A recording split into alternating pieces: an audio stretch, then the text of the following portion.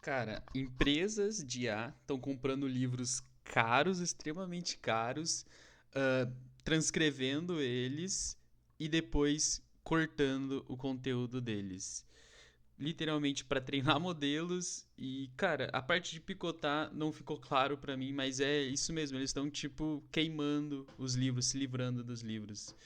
E o detalhe que ninguém está explicando é que baixar os mesmos modelos, essa empresa que está comprando livros e picotando pagou 1,5 bilhão de multa por estar baixando esses modelos e agora ela está comprando os livros e picotando. Fora essa notícia que eu quero falar aqui com vocês, a gente teve o Opus 5, lançado já há 4 dias, o Kimi com pesos abertos, lançado dia 27, que foi ontem, e um modelo que fugiu do sandbox. A gente vai conversar sobre cada um desses pontos e a gente vai começar aqui falando sobre o livro.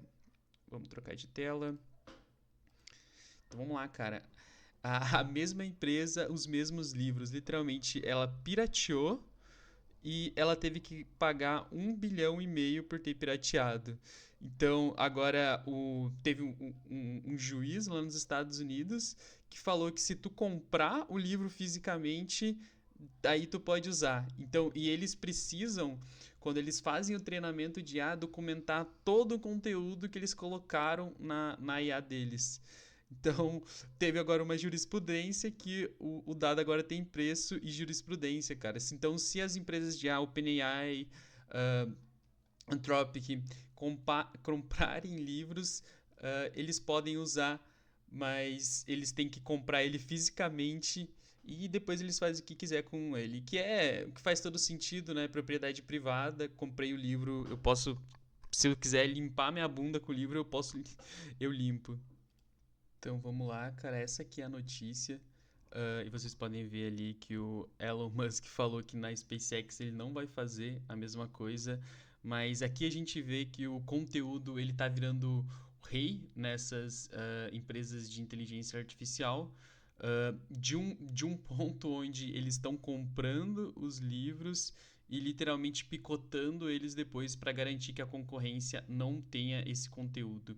E o que que é e por que livros, né? Cara, livro ele é revisado dezenas de vezes por humanos, lido dezenas de vezes por humanos, republicado, revisado. Então ali a gente tem um conteúdo com maior qualidade possível. E é isso que, pelo jeito, está sendo o novo ouro e a briga real das inteligências artificiais é realmente os dados de treinamento cada vez melhores. E fora que eles devem tipo usar esses livros como fonte para criar novos dados sintéticos, né? E deixa eu ir pro meu segundo, então pro terceiro.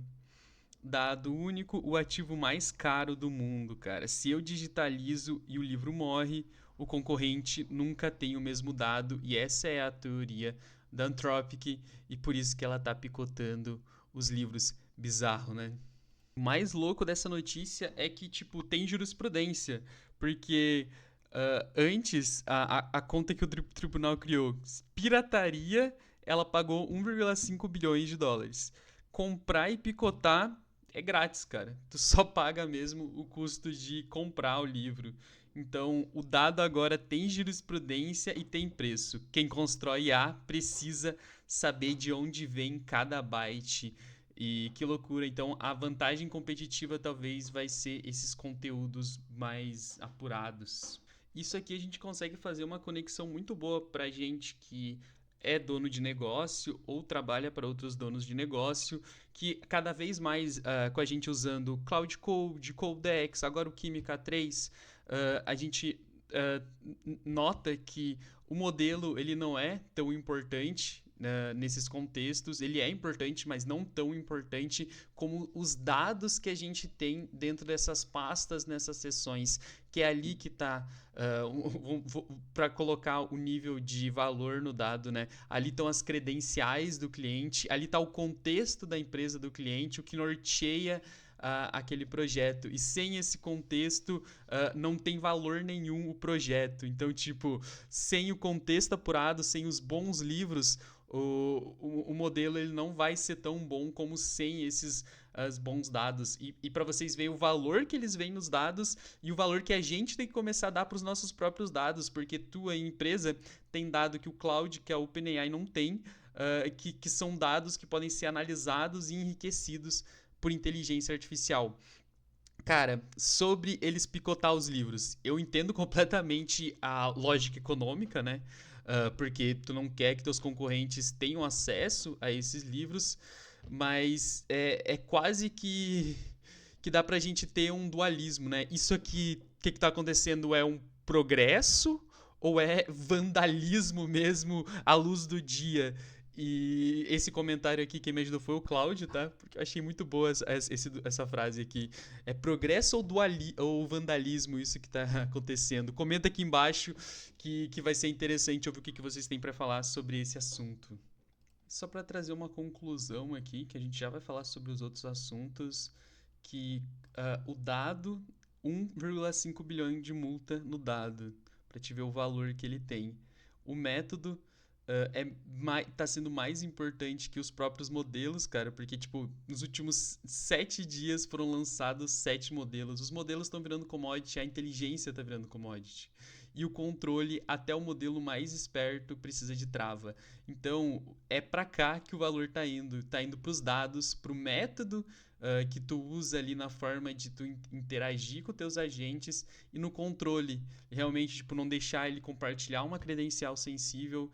É para cá que tá indo o valor em si ali de trabalhar com inteligência artificial, isso já tirando ali do escopo sobre o corte dos livros. É esse aqui para concluir mesmo. Segunda notícia, o Opus 5 foi lançado há 4 dias, já deu um tempo legal para mim usar ele, e eu tenho uma afirmação aqui que eu falei com meus amigos também, Vibe Coders, uh, Alan, amigo Vibe Coder, a conclusão que a gente consegue ter, e até com o que eu vi a galera falando dentro do Reddit, é que o Opus 5 ele é melhor que o 4.8, mas ele não é melhor que o Fable 5. Mesmo vocês vendo aqui as estatísticas, a percepção que o meu colega que usa bastante o Fable, vocês têm noção, esse meu colega tem 3 contas de $200 da Anthropic, é que o Fable ele se perde menos, tu precisas ter menos controle ali na sessão de direcionamento. O Fable ele consegue, tipo, tu manda um prompt lá, ele descobre como resolver. O Opus ele é muito bom, ele consegue fazer isso muitas vezes, só que ele é mais estável. Isso aqui é quase como se fosse realmente tipo um modelo Flash de um modelo robusto que nem o Fable. O Opus é como se fosse o modelo Flash do Fable. Então, ele não vai entregar 100% na mesma qualidade, mas ele está entregando muito, muito mesmo. Eu estou usando aqui. Para mim ele está sendo incomparável ao 4.8, tá? Ele está sendo bem mais rápido e em tarefas de debug e de programação, para mim ele está funcionando melhor.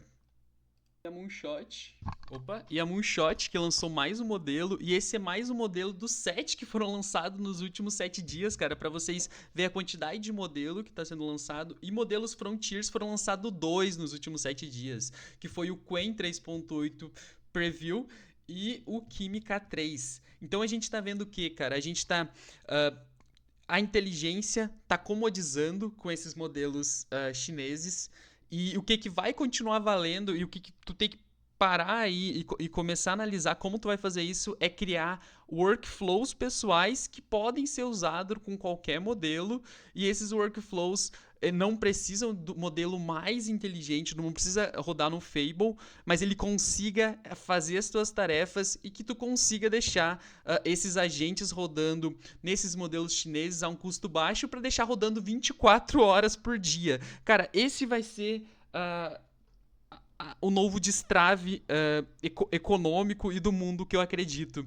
A gente vai ser criadores profissionais desses workflows, e esses workflows vão ter um eval ali, que é uma auto-melhoria dentro desse workflow, e a gente vai conseguir criar e rodar esses workflows com modelos como Química 3. Isso a gente está no mês 7 de 2026. Imagina quais os próximos modelos, o Kimi K3.1, o próximo modelo do Qwen. Então, o caminho está sendo esse, na comoditização mesmo dos modelos de IA, que foi o Kimi K3. E o foco é esse, cara. Para estudar como tu vai orquestrar agentes, quais estruturas existem de orquestração e como tu vai criar tudo isso. Cara, e a última notícia aqui, mais uma das mais importantes, é que a OpenAI ela suspendeu teste de IA após o modelo tentar driblar limite de segurança. Ele não só tentou driblar, ele vazou. Esse que foi o vazamento que aconteceu no Hugging Face, não sei se vocês sabem. E eles tiraram o modelo de teste depois que isso aconteceu, cara. Literalmente, a gente está mudando a forma que a gente enxerga, porque o que impede ele de fazer e o que ele não deve. Essa é a virada.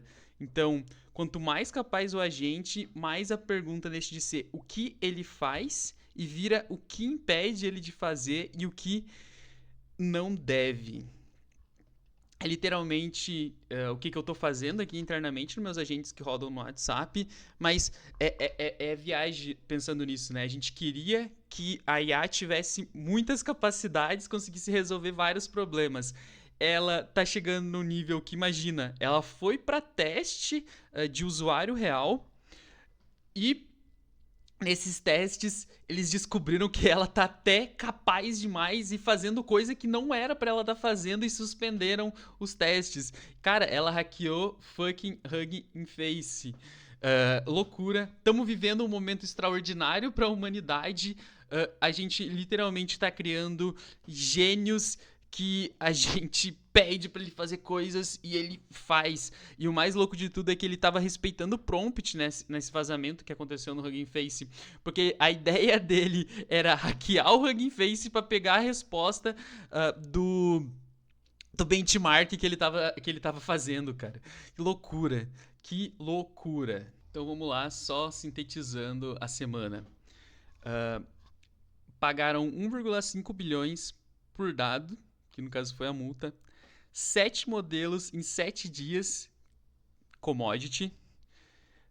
Vou até abrir aqui essa aba de volta, que a gente está falando exatamente disso aqui. Aí, deixa eu trocar a visualização.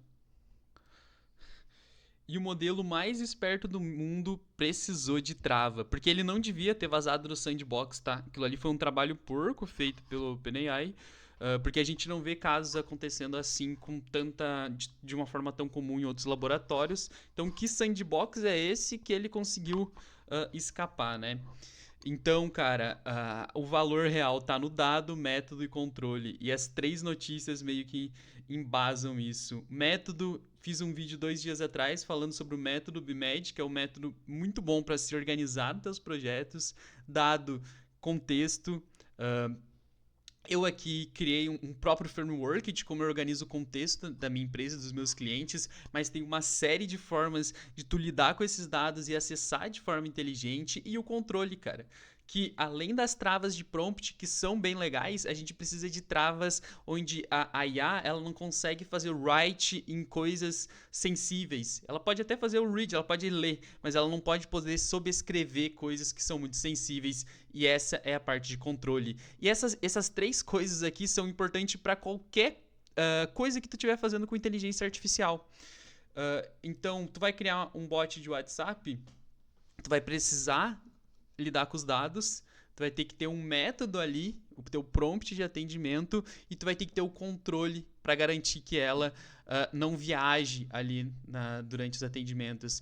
Isso vai valer também para o Cloud Code aqui usado. Isso aqui dá para aplicar em esses 3 princípios aqui, esses 3 pilares, vamos dizer assim, que é onde vale a pena investir e entender que vai melhorar muito a nossa produtividade. Então, só para fechar aqui com uma pergunta: picotar livro para treinar IA, progresso ou vandalismo? Comenta aqui embaixo. Esse aqui é o Radar IA, tá? Eu tô voltando a fazer ele agora parei ele por algumas semanas, muito trabalho, muita coisa na cabeça, mas é isso. Gostou do vídeo? Não esquece de curtir, se inscrever e até a próxima.